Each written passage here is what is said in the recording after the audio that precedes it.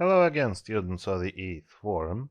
This time we are starting a new module. It's Module 8, Pastimes of our wonderful Spotlight 8 study book. And we are going to look through Chapter 8a, Reading and Vocabulary, and it will be about some out of the ordinary activities, or pastimes. Здравствуйте, уважаемые восьмиклассники! Сегодня мы начинаем новый модуль, это модуль 8, посвященный времяпрепровождению. И разберем мы главу 8a, посвященную навыкам чтения и новой лексики, которая у нас будет о необычных активностях, занятиях, ну или способах времяпрепровождения.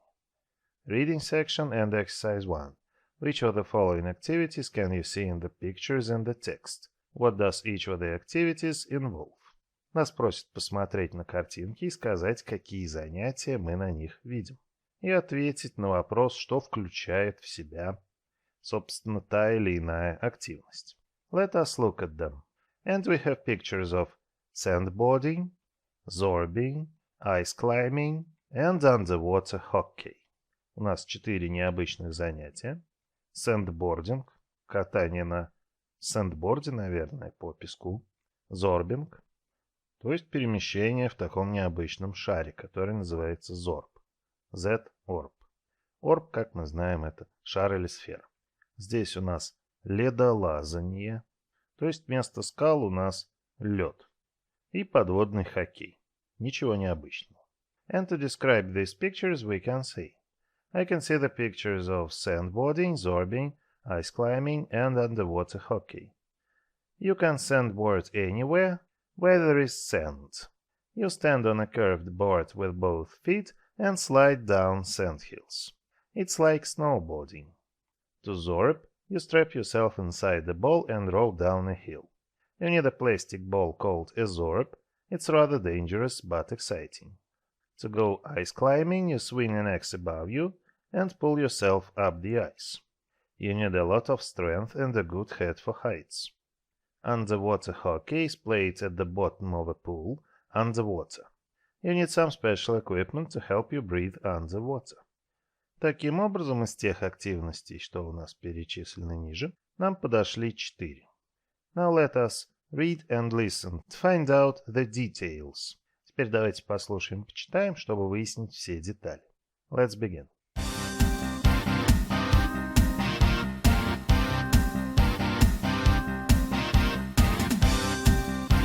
Out of the ordinary.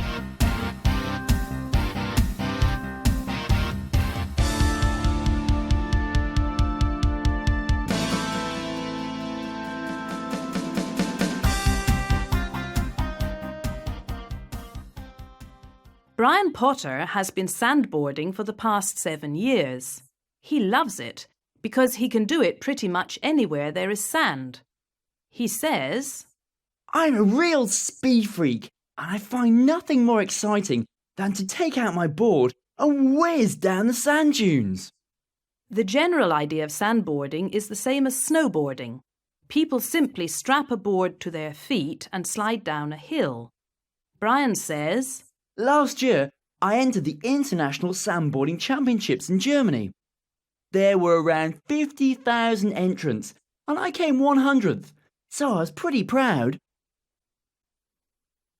Carla Murphy is known in certain circles as a zorbanaut.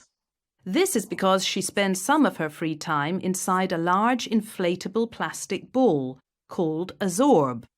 Zorbing is so much fun. I just can't get enough, she says. Zorbing involves rolling down a steep hill strapped inside a ball which can reach speeds of up to 50 to 60 kilometers per hour if the hill is steep enough.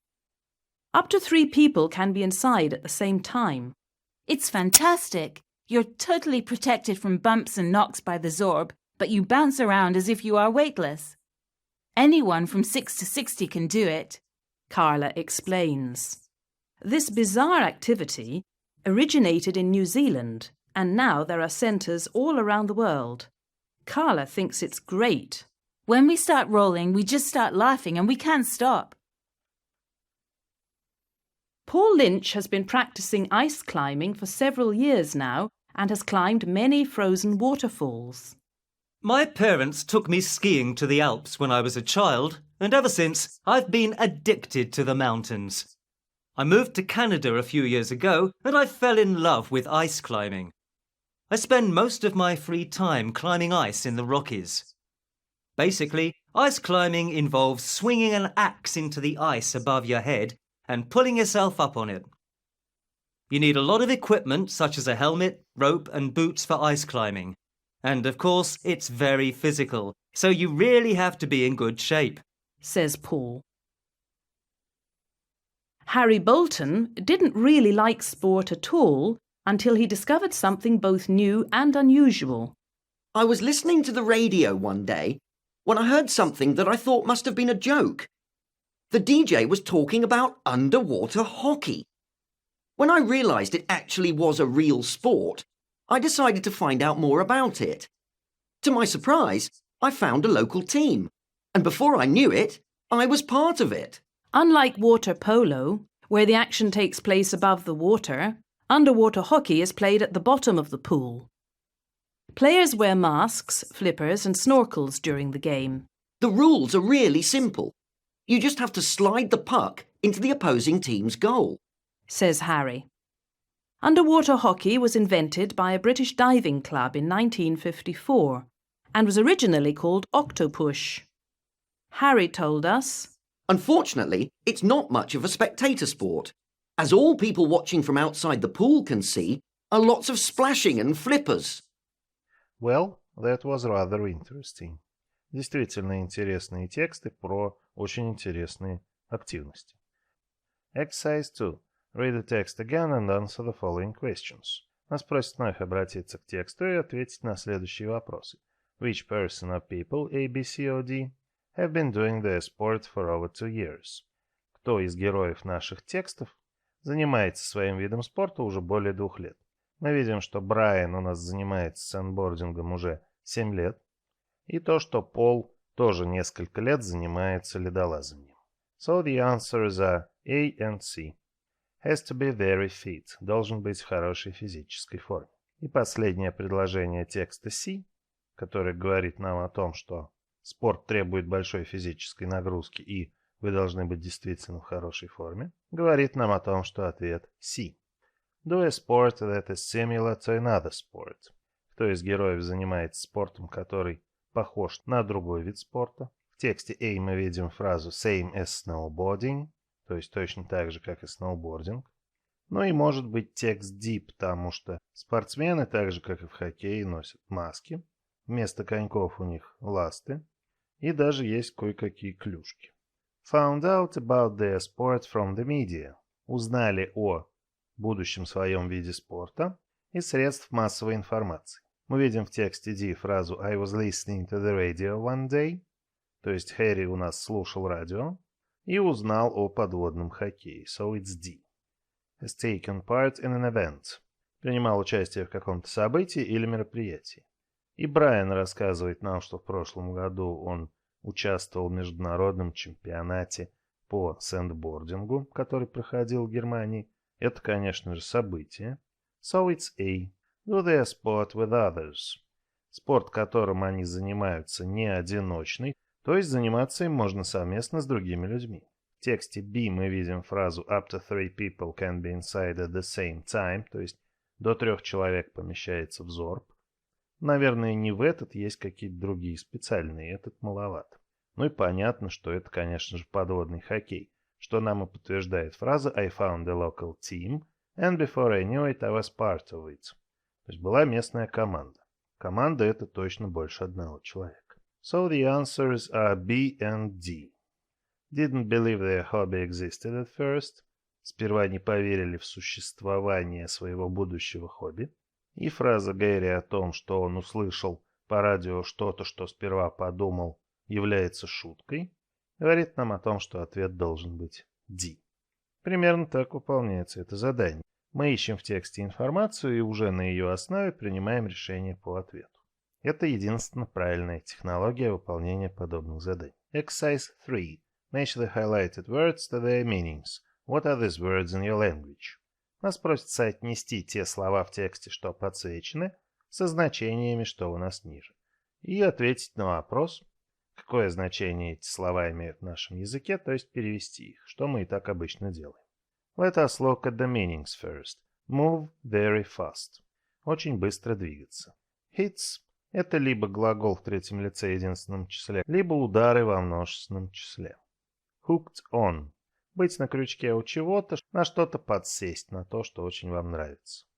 Fasten – пристегнуться. Rival – соперник. Competitors – опять же соперники, состязающиеся, принимающие участие в соревновании. Slip – скользить. Jump – прыгать. Strange – странный, необычный. Started – прошедшее время глагола start, то есть начал что-то делать. Turning over many times – переворачиваясь много раз. Now let us look at the highlighted words. Whiz – moving very fast, то есть мчаться на сэндборде по дюне, например. Strap – fasten – застегивать что-то. Сэндборд к ногам. Entrance – competitors – участники соревнований. Knocks and bumps probably. Hits – это все удары. Bounce – jump – прыгать, подпрыгивать. Здесь речь о том, что шар подпрыгивает, когда стукается о землю, но удары нам не страшны. Bizarre – strange – причудливый, странный. Originated – auto-originate – to start, то есть зародиться. Этот вид спорта зародился в Новой Зеландии. Rolling – turning over many times, то есть катиться. And addicted to – be hooked on, то есть очень что-то любить, практически не мочь без этого жить. Slide – slip – это у нас заставить шайбу заскользить, буквально говоря, в ворота команды соперника. Opposing rival. Итак, когда мы разобрались с словами, давайте переведем наши интересные тексты. Брайан Поттер занимается сэндбордингом последние 7 лет. Он любит этот спорт, потому что им можно заниматься везде, где есть песок. Он говорит: «Я обожаю скорость, и для меня нет ничего лучше, чем достать мой сэндборд и помчаться вниз по склону дюны». Песчаный, естественно. Общая идея сэндбординга такая же, как и у сноубординга. Люди просто пристягивают доску к своим ногам и катятся вниз с холма. Брайан говорит: в прошлом году я участвовал в международном чемпионате по сэндбордингу в Германии. Было около 50 тысяч участников, и я пришел 100-м. И я был очень горд собой. 50 тысяч участников, серьезно, не такой уж он и редкий спорт получается. Этот сэндбординг. Клара Мерфи известна в определенных кругах как зарбонавт. Это потому, что она проводит некоторую часть своего свободного времени внутри большого полого пластикового шара, который называется зорб. Зорбинг — это очень весело, я просто не могу остановиться, говорит она. Зорбинг включает в себя скатывание вниз с крутого холма, будучи пристегнутым ремнями внутри шара, и скорость этого скатывания может достигать от 50 до 60 км в час, если холм достаточно крутой. До 3 людей может быть внутри этого шара одновременно. Это просто невероятно. Ты абсолютно защищен от ударов зорбом. И ты подпрыгиваешь при каждом ударе, как будто бы ты в невесомости. Любой от 6 до 60 может заниматься этим спортом, объясняет Карла. Это странное занятие происходит из Новой Зеландии, и в наши дни существует множество центров по всему миру. Карл считает, что это великолепно. Когда мы начинаем катиться, мы просто начинаем смеяться и уже не можем остановиться. Такая веселая активность. Пол Линч занимается ледолазанием уже несколько лет, и он вскарабкивался по многим замерзшим водопадам. Вот где этим, оказывается, занимаются. Мои родители брали меня кататься на лыжах в Альпы с того момента, как я был ребенком, и с тех пор я пристрастился к горам. Я переехал в Канаду несколько лет назад и влюбился в ледолазание. Я трачу большинство своего свободного времени, лазая по льду в Rocky Mountains, получается, в скалистых горах. Заключается ледолазание в том, что ты втыкаешь топор в лед над собой, или над головой, и подтягиваешься при помощи этого топора. Нужно много различного оборудования, например, шлем, веревка и ботинки для ледолазания. Вот мы их, собственно, видим. Топоры такие, как ледорубы. И, конечно же, это спорт, требующий большой физической нагрузки, так что нужно быть действительно в хорошей форме, говорит Пол. Харри Болтон вообще не интересовался спортом, пока не обнаружил что-то новое и необычное. Однажды я слушал радио и услышал кое-что, что сперва показалось мне шуткой. Диджей говорил о подводном хоккее. Когда я понял, что это действительно реальный спорт, я решил узнать о нем побольше.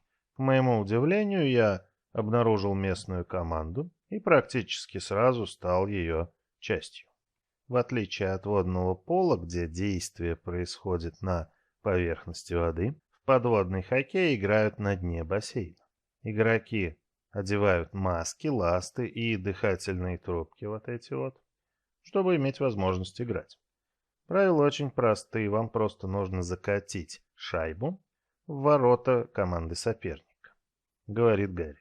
Подводный хоккей был изобретен британским клубом водолазов в 1954 году и вначале назывался «Октопуш».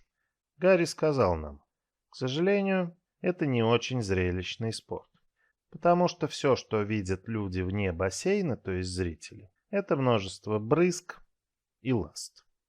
Такие вот необычные виды спорта. Exercise 4. Why the following mentioned in the text? Почему следующее помянуто в тексте? Snowboarding. Sandboarding is similar to snowboarding, that's why. Потому что сноубординг и сэндбординг похожи. New Zealand. New Zealand is where zorbing first started. Новая Зеландия – это родина зорбинга. Frozen waterfalls. Замерзшие водопады. Paul Lynch has climbed up frozen waterfalls. Пол, ледолаз, у нас как раз занимается тем, что карабкается по замерзшим водопадам. The Alps, Альпы. It was in the Alps that Paul Lynch fell in love with the mountains. В Альпах Пол у нас влюбился в горы. Splashing, брызги. Splashing is just about all you can see of underwater hockey from outside the pool. То есть брызги – это все, что вы видите, если наблюдаете за подводным хоккеем вне бассейна. B. Think. Why might someone want to do an unusual sport? In 3 minutes, write a few sentences on the topic. Read your sentences to your partner. Подумайте, почему кто бы то ни было мог заняться каким-нибудь необычным спортом. За 3 минуты напишите несколько предложений по теме, а затем прочитайте их вашему товарищу. То есть, что заставляет людей выбирать такие необычные активности? And as an example, you can say, someone might want to do an unusual sport to try something different. They could be bored of the usual sports and want a challenge. They are often seeking adventure and excitement. Действительно, скорее всего, если люди выбирают такие необычные виды спорта, обычные виды спорта им, наверное, уже надоели. Людям требуется какой-то вызов, может быть, они ищут приключения и новых впечатлений. Vocabulary and interests. Новая лексика, посвященная интересам. Exercise 5. Work in pairs. Which of the following do you enjoy doing in your free time? Tell your partner. Нас спрашивают, что из ниже перечисленного нам нравится делать в свободное время, и просят рассказать об этом нашему товарищу. Let us look at the interests first. Playing a musical instrument. Игра на музыкальном инструменте, это нам знакомо. Listening to CDs. Прослушивание компакт-дисков, музыкальных в основном. Going to art galleries. Походы в музеи и арт-галереи. Painting pictures. Живопись. Reading books, magazines. Чтение книг и журналов. Going to the cinema. Походы в кино. Eating out. Еда вне дома, то есть в кафе, ресторанах и так далее. Designing your own clothes. Дизайн своих собственных вещей, предметов одежды. Writing novels. Написание романов, рассказов, ну и так далее. Watching DVDs. Просмотр фильмов на DVD. Going to fashion shows. Посещение показов мод. Watching a game. Просмотр, может быть, спортивных игр или не только. Playing computer games. Игра в компьютерные игры. Working out at a gym. Занятия в тренажерном зале. Как мы можем поделиться интересами с товарищем? There is an example. I haven't got much free time, but I enjoy reading magazines or going to the cinema when I can. Свободного времени у меня не так уж и много, но мне нравится читать журналы или ходить в кино, когда я могу себе это позволить. Ну и другой пример того, как вы можете рассказать о ваших интересах товарищу. I enjoy listening to CDs, reading books and magazines, watching DVDs and playing computer games. What about you? What do you enjoy doing in your free time? Вы уже рассказали о своих интересах, самое время товарища также спросить о том, что интересно ему. И он может вам ответить. I like going places like the cinema. I also like eating out and working out at a gym. Ну что ж, весьма достойные занятия. Speaking and exercise 6. Work in pairs again. Choose any of the sports in the text on pages 120-123. Then make notes under the headings for each activity. Equipment, rules, technique. Use your notes to describe one activity to your partner. Your partner guesses the activity. Интересное задание. Вам нужно выбрать один из 4 видов спорта, что мы с вами посмотрели в наших текстах. Затем составить заметки об этом виде спорта под заголовками. Equipment – это оборудование, ну или обмундирование, то, что нам нужно для этого спорта. Rules – техник, либо правила, либо техника выполнения этого спорта. Техника проще всего описывается через ледолазанье, то есть вы втыкаете ледоруб над головой и по нему подтягиваетесь. Используйте эти заметки для того, чтобы описать тот вид спорта, что вы выбрали вашему товарищу, а он должен отгадать, что это за вид спорта. И давайте я выберу одно из занятий. Заметки могут быть следующие. Equipment, a helmet, rope, boots, X. Rules technique. Swing X above head, pull yourself up the ice using all your strength. Теперь, как я могу описать эту активность? To do this sport, you need a helmet, a rope, some boots and an X. You swing the X above your head into the ice and then pull yourself up using all your strength. Что это за активность, попробуйте догадаться и напишите в комментариях. Writing and exercise 7. Write a short paragraph for an international students magazine about your favorite activity. Write. Name, equipment, rules, technique, why you like it. Упражнение 7 просит нас написать короткий параграф для международного студенческого журнала о вашем любимом занятии. О чем нужно писать? Название этого занятия, ну или вида спорта, соответствующее оборудование, снаряжение, правила техники и почему вам это занятие или спорт нравится. Наш войс-бот Майкл очень любит катание на водных лыжах. Он составил такой параграф. Давайте послушаем, почитаем, чтобы у вас был пример выполнения этого задания. So let's begin. My favorite activity is water skiing. You need the following equipment to water ski: water skis, a life jacket, bindings, water ski ropes, water ski tubes, and, of course, a boat in a large area of water. To water ski you must remember to relax, breathe slowly and not panic. Teamwork is essential. You must be able to communicate effectively with the boat driver and the observer. I like this sport because it is exciting and a good way to get rid of stress. You can enjoy a day out with your friends and family. Ну что ж, мы видим, что Майкл все соответствующие пункты, которые просило охватить нас упражнение, охватил. So that is all for today. Thank you. It was a pleasure again. Hope to see you soon and bye-bye.